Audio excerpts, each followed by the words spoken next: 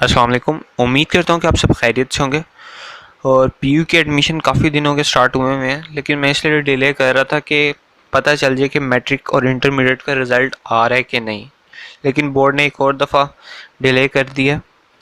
इससे कुछ मेरिट में थोड़ा सा स्लाइड सा डिफरेंस आ सकता है, क्योंकि फेडरल का रिज़ल्ट आ चुका है और जो आप सबको भी पता है कि 3% मार्क्स में इंक्रीमेंट होना है। और जो प्रैक्टिकल्स के मार्क्स की जो मेरिट कैलकुलेशन होनी है वो भी थोड़ी स्लाइड सी डिफरेंट है। तो खैर मैं सोच रहा था कि थोड़ा अच्छा हो जाएगा पंजाब बोर्ड के स्टूडेंट्स के साथ कि अगर रिज़ल्ट आ जाएगा, बट अप्लाई कर दीजिएगा। अब ज़्यादा डिले ना कीजिए, क्योंकि वो काफ़ी आगे लेके जा चुके हैं। अब कोई पता नहीं है कब रिज़ल्ट आए। तो कुछ इम्पोर्टेंट चीज़ें आपको अपनी पर्सनल इन्फॉर्मेशन देनी है, एजुकेशनल इन्फॉर्मेशन देनी है, एक्सपीरियंसेस देने हैं, यानी अगर आपने कुछ किया, पब्लिकेशन देनी है अगर आपकी हैं ये 2 चीज़ें, और अप्लाई करना है। आपने फाइनलाइज नहीं करना पहले एप्लीकेशन को, पहले आपने इसका अच्छी तरह रिव्यू कर लेना है कि आपने जो इन्फॉर्मेशन डाली है वो 110% करेक्ट हो। तो बाकी इन्होंने लिखा हुआ है कि आपकी जो एप्लीकेशन है वो प्रोसीड नहीं होगी जब तक आप अपना जो फी चालान आपको जनरेट हुआ है वो आप जब तक सबमिट नहीं कराएंगे। तो बाकी प्रोसीजर वगैरह लिखा हुआ है कि ऐड पर्सनल इन्फॉर्मेशन वगैरह। और अगर आपका रिज़ल्ट नहीं आया अब तक, मैं देख रहा था कि 17 सितंबर तक आ जाए तो 17 के बाद कर देते, तो पॉइंट्स में डिफरेंस है मेरिट लिस्ट में। अगर ये रिज़ल्ट का मसला उन्होंने कर दिया, लेकिन पॉइंट्स में डिफरेंस भी एक चीज़ होती है, क्योंकि स्टूडेंट्स के पॉइंट में डेसिमल प्लेसेस में रह जाते हैं एडमिशन किसी अच्छी यूनिवर्सिटी से। तो अब एडमिशन तो करना ही है, तो आप अब कर लें, क्योंकि 17 को तो आ नहीं रहा रिज़ल्ट और डिले कर दिया। स्पेशल नोट्स इनके आप पढ़ लीजिएगा और बाकी अब स्टार्ट करते हैं। और यार कुछ चीज़ें मैं आपको पहले ही बता रहा हूँ कि आपने शुरू में फाइनलाइज नहीं कर देना। आपने पहले सेव करनी है, अच्छी तरह रिव्यू करनी है अपनी एप्लीकेशन, और फिर आपने फाइनलाइज करनी है। और एक और बात ये कि अपनी जो इनकम है ना वो करेक्ट बतानी है, क्योंकि वो इनकम सर्टिफिकेट और सैलरी स्लिप मांग लेते हैं, फिर एचईसी की ब्लैक लिस्ट का मसला आ जाता है। तो इनकम सही बतानी है, इन्फॉर्मेशन सही करनी है, कुछ नहीं होता, बिल्कुल करेक्ट इन्फॉर्मेशन देना, ठीक है। सबसे पहले वो आपका CNIC या बे फॉर्म, CNIC 18 ईयर से अबव का बनता है, और बे फॉर्म अगर आप 18 साल के अभी नहीं हुए तो आप अपना बे फॉर्म नंबर लिखेंगे। अपना बे फॉर्म या CNIC नंबर लिखना है। उसके बाद आपने अपना नाम लिखना है और अपनी फ़ोटोग्राफ, और जो आपकी फ़ोटोग्राफ है अगर उसका ब्लू बैकग्राउंड नहीं है, वाइट है, तो आपने सिंपली अपनी किसी भी फ़ोटोशॉप पे जाना है पास वाली, और उनके पास स्कैनर होते हैं, आपने उन्हें कहना है कि इसे ब्लू बैकग्राउंड में चेंज करके इसकी एक सॉफ्ट कॉपी आप जो USB वगैरह लेके जाएंगे उसमें कर लीजिएगा, और PNG फॉर्मेट में कीजिएगा, क्योंकि 200 KB का उन्होंने साइज़ बताया है। JPEG फॉर्मेट में 1 MB तक की हो जाती है, क्योंकि फाइल साइज इन्होंने बहुत कम बताया है। ये PNG में अवेलेबल होता है। बाकी अपने अपने फादर का नेम लिखना है, फादर की CNIC लिखनी है, फादर या गार्डियन ऑक्यूपेशन यानी उनका पेशा क्या, पुलिस हैं, डॉक्टर हैं, इंजीनियर हैं। इसी तरह फादर की और फैमिली की मंथली इनकम, यार ये ध्यान से लिखनी है, क्योंकि बाद में वो आपके फादर की सैलरी स्लिप या इनकम सर्टिफिकेट मांग लेते हैं। जेंडर लिखना है, डेट ऑफ बर्थ लिखनी है, आपने अपनी रिलीजन लिखना है, हाफिज़ कुरान है तो ठीक है, नहीं है तो अपना ब्लड ग्रुप लिखना है, और मार्शल स्टेटस यानी सिंगल है कि शादीशुदा है। और अगर आप एक फ़ीमेल एप्लीकेंट हैं तो आपने अपने फादर या गार्डियन का मोबाइल नंबर लिखना है। अगर आपका अपना है तो आप अपना लिख दें बेशक, और अपना मोबाइल नंबर लिखना है, गार्डियन कॉन्टैक्ट नंबर लिखना है, ईमेल एड्रेस लिखना है, नेशनैलिटी पाकिस्तानी है, ओवरसीज़ वाले अपनी दूसरी लिख सकते हैं, प्रोविंस आपने अपना लिखना है, डोमिसाइल डिस्ट्रिक्ट यानी जिस जगह का आपका डोमिसाइल बना है, परमानेंट एड्रेस लिखना है, और पोस्टल एड्रेस। परमानेंट एड्रेस वो होता है जो आपका किसी और शहर में भी हो सकता है, जो आपका एक परमानेंट होता है, लेकिन काफ़ी लोग स्टडीज़ के लिए दूसरे शहर में आ जाते हैं, तो वो उनका पोस्टल एड्रेस वो वाला होगा जहाँ पे वो भी रह रहे हैं। काफ़ी लोग रेंट पे आ जाते हैं बड़े शहरों में पढ़ाई करने, और बाद में अपने जो परमानेंट एड्रेस है वहाँ पे चले जाते हैं। और नीचे कुछ चेक बॉक्सेस हैं, उनका मैं आपको बता देता हूँ। Check this box if you have done NCC training. दरअसल में NCC training national cadet corps की ट्रेनिंग होती है। ये स्टूडेंट्स करते हैं, परेड टाइप स्काउटिंग होती है। अगर आपने हाई स्कूल में स्काउटिंग की है और फिर यानी कॉलेज में भी आप स्काउट थे, तो फिर आप इसमें अप्लाई करना, क्योंकि ये आर्मी का थोड़ा सा काम होता है, परेड वगैरह करनी पड़ती है, पीटी करनी पड़ती है। तो अगर आपने ये किया है तभी अप्लाई करना है इसमें। और अगर आप पहले ही यूनिवर्सिटी ऑफ पंजाब में पढ़ चुके हैं और अब आप कोई दूसरी डिग्री करने लगे या अब आपका कोई दूसरे पे माइंडसेट आ गया, तो आप इस पे करके अपना पी रजिस्ट्रेशन नंबर लिखिएगा। अगर आप एक स्पेशल पर्सन है, यानी आपकी कोई डिसेबिलिटी या माजूरी है, तो आप इसमें चेक बॉक्स को क्लिक कर दीजिएगा और अपनी वो डिसेबिलिटी की अथॉरिटी बता दीजिएगा और इशूइंग अथॉरिटी ऑफ डिसेबिलिटी बता दीजिएगा, उसका सर्टिफिकेट रेफरेंस नंबर और सर्टिफिकेट इशू की डेट बतानी है आपने। बाकी अगर आपके वालिद वफात पा चुके हैं तो फिर आपने अपने जो गार्डियन जो आपका ख्याल रखने हैं उनका नाम लिखना है, उनका आपसे रिलेशनशिप लिखना है कि मामू हैं, ताया हैं, फूफा हैं, इस तरह से, और गार्डियन का एड्रेस लिखना है। अगर आपने कोई प्रोफेशनल रिसर्च वर्क किया हुआ है तो आप इस चेक बॉक्स को क्लिक करके अपनी सारी डिटेल्स इसमें दे सकते हैं। अगर आपकी कोई स्पेशल नीड्स हैं कि आप एक तरह से कोई माजूरी आपको खुदा ना खास्ता, तो आपकी कोई स्पेशल रिक्वायरमेंट्स हो तो आप वो इसमें लिख सकते हैं, वो लेकिन मैक्सिमम 500 कैरेक्टर्स तक होनी चाहिए। और अगला चेक बॉक्स ये है कि आप कभी भी यानी रिमूव या एक्सपेल्ड हुए हो, ड्रॉप्ड आउट हुए हो, यार अगर ये आपका सीन वो पंजाब कॉलेज वाला था ना कि स्टक ऑफ हो गया लेकिन फिर से एडमिशन मिल गया, तो उन सब चीज़ों का लिखने की ज़रूरत नहीं है, अभी बैड एंट्री में आता है। और स्टक ऑफ हुए हो तो वो ना लिखिएगा कि वो 7,500 लेके फिर से एडमिशन दे ही देते हैं। तो अगर आप एक्सपेल हुए हो और कॉलेज वालों ने फिर से ना रखा, फिर आप बेशक बता दीजिएगा, लेकिन इसको अगर कोई इतना बड़ा नहीं है कोई इशू तो आप इसे फिल ना कीजिएगा, मैं तो यही कहूँगा, क्योंकि बैड एंट्री में आ जाता है, पता नहीं फिर वो एप्लीकेशन पढ़ते भी हैं कि नहीं। तो बाकी कन्विक्टेड डिटेल्स हैं कि आपने अगर कोई जुर्म किया है और उसकी सज़ा हुई है तो कोई आपने इसमें ये ख्याल रखना है कि हम ही अपने ट्रैफिक की, अगर आपने कोई वायलेशन किया उसकी ना लिख देना कि मैंने ये की थी। वो कन्विक्टेड डिटेल्स यानी सज़ा में नहीं, वो बस एक ट्रैफिक के अलग लॉज होते हैं, कन्विक्टेड के अलग लॉज होते हैं। तो एम कोई ट्रैफिक वाली ना लिखना, ठीक है, क्योंकि कुछ स्टूडेंट वो भी लिख देते कि हमने वायलेशन की थी, एम बैड एंट्री में आ जाता है। फिर आपने ये, अगर आप पहले किसी पंजाब यूनिवर्सिटी के डिपार्टमेंट में एडमिटेड थे तो आपने अपने एडमिटेड डिपार्टमेंट का नाम लिखना है, एडमिटेड प्रोग्राम लिखना है, एडमिटेड सेशन लिखना है। आप कोई दूसरी वहाँ से डिग्री करने लगे हैं तो फिर आपने ये लिखना है और अपना एडमिटेड रोल नंबर लिख।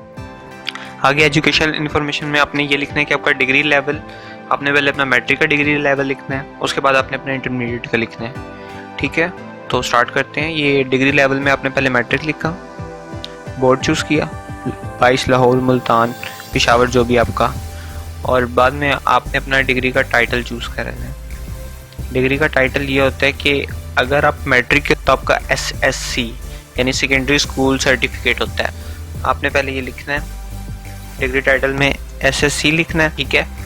एग्ज़ाम टाइप आपने लिखनी है कि एनुअल है, सप्ली है, सेमेस्टर है। सेमेस्टर दरअसल में काफ़ी स्टूडेंट ऐसे होते हैं कि जो एक पर्टिकुलर फील्ड पहले क्लियर कर चुके होते हैं लेकिन अब एक दूसरी फील्ड में एडमिशन ले रहे होते हैं।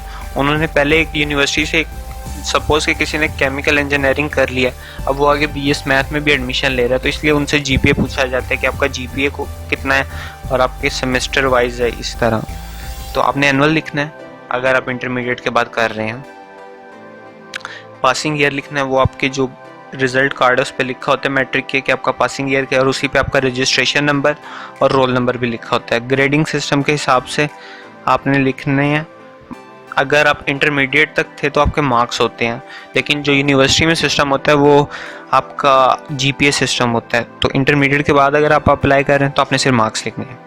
अपने मार्क्स लिखने हैं, आपके ऑब्टेन्ड कितने थे, टोटल मार्क्स कितने थे, ठीक है। और फिर आपने अपनी डिवीजन लिखनी है, यानी आपकी फर्स्ट डिवीजन थी, सेकंड डिवीजन थी। दरअसल में जो फर्स्ट डिवीजन है वो 60 से लेके 100% तक फर्स्ट डिवीजन कंसीडर की जाती है।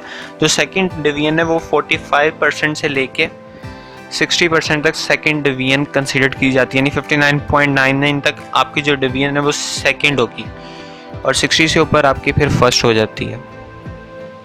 या डिवीजन थी। लेकिन आपको मैं पहले ही बता रहा हूँ कि अगर आपके 60% से कम मार्क्स है ना और आप किसी इंजीनियरिंग प्रोग्राम को चूज़ करना चाहते हैं तो आप नहीं कर सकते, क्योंकि जो पाकिस्तान इंजीनियरिंग काउंसिल की मिनिमम रिक्वायरमेंट है वो 60% मार्क्स है। बाकी पासिंग ईयर वगैरह सब कुछ लिख लिया आपने। अपना ग्रेड लिखना है कि ए था कि A+ था। मेजर सब्जेक्ट यानी फिज़िक्स केमिस्ट्री मैथ का था आपका। फिज़िक्स केमिस्ट्री जो भी था आपका कम्बिनेशन, कुछ का बायो के साथ होता है, कुछ का कंप्यूटर के साथ होता है, अपने कम्बिनेशन लिखने हैं। दरअसल में अब आपकी एक एजुकेशन डिटेल्स फिल्ड हो चुकी हैं। अब आपने जो दूसरी हायर एजुकेशन की डिटेल्स यानी इंटरमीडिएट की हैं वो डालनी है। आपने फिर से डिग्री चूज़ करनी है इंटरमीडिएट या जो आपकी है। और जैसे लाहौर बोर्ड का मैं सोच रहा था कि 17 को आ जाता, लेकिन अब फिर से अवेटिंग ही है। आपने रिजल्ट अवेटिंग पर क्लिक करना है। अपनी डिग्री टाइप सेट करनी है, FSc FA ICS जो थी आपकी। बोर्ड चूज़ करना है, 22 लाहौर इस्लामाबाद, 22 लाहौर मुल्तान जौन साहब का है। डिग्री टाइटल FSc है। डिग्री स्पेशलाइजेशन आपने प्री इंजीनियरिंग में की है, प्री मेडिकल में की है, तो प्री इंजीनियरिंग जो आपकी है वो चूज़ कर लीजिएगा। मैं बस वैसे आपको बताने के लिए कर रहा हूँ। बाकी एग्ज़ाम टाइप एनुअल थी, सप्ली थी। और पासिंग ईयर कौन सा था, आपने अपना पासिंग ईयर लिखना है आपके। आप अगर इस साल के हैं तो 2020 लिखना है अगर आपका रिज़ल्ट अब तक आया नहीं है। रोल नंबर लिखना है, अपना रजिस्ट्रेशन नंबर लिखना है। अगर आप रिजल्ट अवेटिंग है ना तो आपका जो फर्स्ट ईयर की बेस पे जो फर्स्ट ईयर में आपका रजिस्ट्रेशन नंबर था वही आपने एंटर करना है। ग्रेडिंग सिस्टम आपका मार्क्स होगा, अपने ऑब्टेन मार्क्स लिखने हैं, टोटल मार्क्स लिखने हैं। ये आपने जो फर्स्ट ईयर के हैं वही मार्क्स लिखने हैं। आपने अब रिजल्ट अवेटिंग पे क्लिक कर दिया है ना, वो चाहे 3% इंक्रीमेंट है लेकिन वो प्रैक्टिकल का थोड़ा सा इशू हो रहा है जिसकी वजह से डिले होता जा रहा है। बाकी आपने ये डिवीजन सेट करनी है कि आपकी फर्स्ट थी, मैं पहले भी बता चुका हूँ कि 60 से अबव होंगे तो फर्स्ट है, 60 से लेके 45 तक होंगे तो सेकंड है। बाकी फिर आगे की डिवीजन्स हैं। ग्रेड्स कि आपका A था, A+ था। मेजर सब्जेक्ट्स आपने प्री इंजीनियरिंग था तो फिज़िक्स केमिस्ट्री मैथ लिख देने हैं। फिर जब आप अपनी मैट्रिक और इंटरमीडिएट की इन्फॉर्मेशन डाल चुके होंगे आप इसे रिव्यू कर लीजिएगा क्योंकि ये एडिटेबल है अभी, और अगर आपकी कोई गलती होगी तो वो फिर आप एडिट भी कर लीजिएगा। और फिर ये ऑप्शन आ जाएगी प्रोसीड टू नेक्स्ट स्टेप। लेकिन अगर आप किसी यूनिवर्सिटी में पहले पढ़ चुके हैं यानी आपने कोई BSc वगैरह की हुई है और आपका GPA है तो वो भी एंटर कीजिएगा कि आप किसी और प्रोग्राम में एडमिशन ले रहे हैं अगर, और आप पहले एक यूनिवर्सिटी स्टूडेंट्स रह चुके हैं तो आपने अपना BSc की डिटेल्स, अपना GPA वगैरह लिखना है और फिर इस बटन पे क्लिक करना है। तो प्रोसीड टू नेक्स्ट स्टेप पे आपने क्लिक करना है और आपसे फिर से कंफर्म कर रहे हैं कि आप प्रोसीड करना चाहते हैं कि आपने अपनी सारी इन्फॉर्मेशन लिख दी है, तो आपने ओके पे क्लिक करना है अगर आपने सारी लिख दी हैं। और जो पहले यूनिवर्सिटी के स्टूडेंट्स हैं उनका मैंने बता दिया है। अगर आपका कोई एक्सपीरियंस है जॉब वगैरह में तो आप यहाँ पे अपना एक्सपीरियंस लिख सकते हैं कि जॉब टाइप कौन सी थी, जॉब का टाइटल क्या था, ऑर्गेनाइजेशन कौन सी थी। काफ़ी स्टूडेंट्स ऐसा करते हैं कि मैट्रिक के बाद या इंटरमीडिएट के बाद कॉल सेंटर में जॉब कर रहे होते हैं, तो आप अपना वो एक्सपीरियंस लिख सकते हैं। आपने पार्ट टाइम की थी या फुल टाइम की थी, काफ़ी स्टूडेंट्स करते हैं पार्ट टाइम जॉब्स, तो आप अपना लिख सकते हैं। और अगर आप इसको स्किप करना चाहते हैं तो कोई मसला नहीं है, या आपकी कोई पब्लिकेशन वगैरह भी है तो वो भी आप लिख सकते हैं कि आपकी कोई पब्लिश हुई हो कोई चीज़। अगर आपकी है तो आप इसको एंटर कर दें, अगर कोई नहीं है तो बस स्किप करो यार। लेकिन इन्होंने एक बात लिखी हुई है कि जिन्होंने एग्जीक्यूटिव MBA करना है IBA PU से तो उनकी मिनिमम प्रोफेशनल एक्सपीरियंस 3 इयर्स का होना चाहिए। So you must careful about this. और अगर आपका कोई भी नहीं है, आप इंटरमीडिएट के स्टूडेंट या आप इंजीनियरिंग में अप्लाई कर रहे हैं या BS मैथ वगैरह में कर रहे हैं तो स्किप भी कर सकते हैं, स्किप कर दीजिए। और वो आपसे पूछेगा कि आपने ये जो सारी इन्फॉर्मेशन थी ये करेक्ट डाली है। अगर आपने डाली है ठीक है, अगर आपका नहीं है तब भी आप ओके करके आगे जाएं। जब आप ये सारा प्रोसीजर कर चुके होंगे फिर वो आपसे डू फाइनल सबमिशन का पूछेंगे लेकिन उससे पहले आपने एक दफ़ा फिर से रिव्यू कर लेना है कि जो आपने अपनी इन्फॉर्मेशन डाली है वो 110% करेक्ट होनी चाहिए। तो बस ये आपने जाना है ऊपर एक दफ़ा रिव्यू करना है सारी personal information, educational information, experiences या पब्लिकेशन अगर आपकी कोई है, फिर अप्लाई पे क्लिक कर दीजिएगा। डू फाइनल सबमिशन करने के बाद ये सब आ जाएगा। उसके बाद नीचे आपकी सारी इन्फॉर्मेशन डिटेल्स आ रही हैं और नीचे वो डिक्लेरेशन एंड अंडरटेकिंग ले रहे हैं। ये बयान हल्फी होता है कि मैं यूनिवर्सिटीज़ की पॉलिसीज़ को मानूंगा। आपने ये नीचे चेक बॉक्स पे क्लिक करना है। अगर आपको अभी भी फिर से डाउट होता है तो आप बैक टू फॉर्म एडिटिंग में जा सकते हैं, लेकिन अगर आपने एक दफ़ा इस चेक बॉक्स पे क्लिक कर दिया उसके बाद अगर आप सबमिट करना चाह रहे हैं कर लें, अगर रिव्यू फिर से करना चाह रहे हैं तो कर लीजिएगा, क्योंकि इसके बाद आपने कर दिया तो फिर आप इसे एडिट नहीं कर सकते। तो सबमिट इन्फॉर्मेशन एज फाइनल पे जाएंगे, आप क्लिक कर देंगे और वो बता रहे हैं कि आपकी एप्लीकेशन तब तक एंटरटेन नहीं होगी जब तक आप अपनी फ़ीस जमा नहीं कराएंगे। फिर आप यहाँ से अपना प्रोग्राम सेलेक्ट करेंगे कि आप किस प्रोग्राम में एडमिशन लेना चाहते हैं। तो डिग्री लेवल आप चेक कर लीजिएगा, ग्रेजुएट, मास्टर्स, डिप्लोमा, ग्रेजुएट। अपना डिपार्टमेंट चूज़ करना है, जैसे डिपार्टमेंट ऑफ इंफॉर्मेशन टेक्नोलॉजी। फिर आपने इसमें ऑफर्ड प्रोग्राम पे चूज़ करना है। ये मैं गुजरावाला कैंपस का की है, आप जिस कैंपस में भी आप उसका कर सकते हैं। BS कंप्यूटर साइंस जो इसमें प्रोग्राम्स ऑफर्ड हो रहे हैं वो सिलेक्ट करना है। जब ये सारा हो जाएगा एलिजिबिलिटी क्राइटेरिया वो आपको बता देंगे कि क्या क्या है। उसके बाद आपने ये चेक बॉक्स पे करना है ओपन मेरिट में अगर आप अप्लाई करना चाहते हैं। डिफरेंट कोटा सीट्स होती हैं, अगर आप दोनों में करना चाहते हैं तो दोनों में कर दीजिएगा। ये तो रिजर्व कोटा सीट्स होती हैं अलग अलग की, PU टीचर्स की वगैरह के जो बच्चे वगैरह होते हैं। तो चेक बॉक्स के मैंने सही से अपनी सारी एलिजिबिलिटी वगैरह पढ़ लिया और मैं अब अप्लाई कर रहा हूँ। फिर आपने सबमिट एंड जनरेट चलान करना है। आपने अगर मल्टीपल फील्ड्स में अप्लाई करना है तो आपको फिर मल्टीपल टाइम यही प्रोसीजर फिर से करना पड़ेगा और हर किसी का अलग अलग चलान फॉर्म जनरेट होगा, यानी पर डिसिप्लिन आपको 500 रुपीज़ चार्ज होंगे।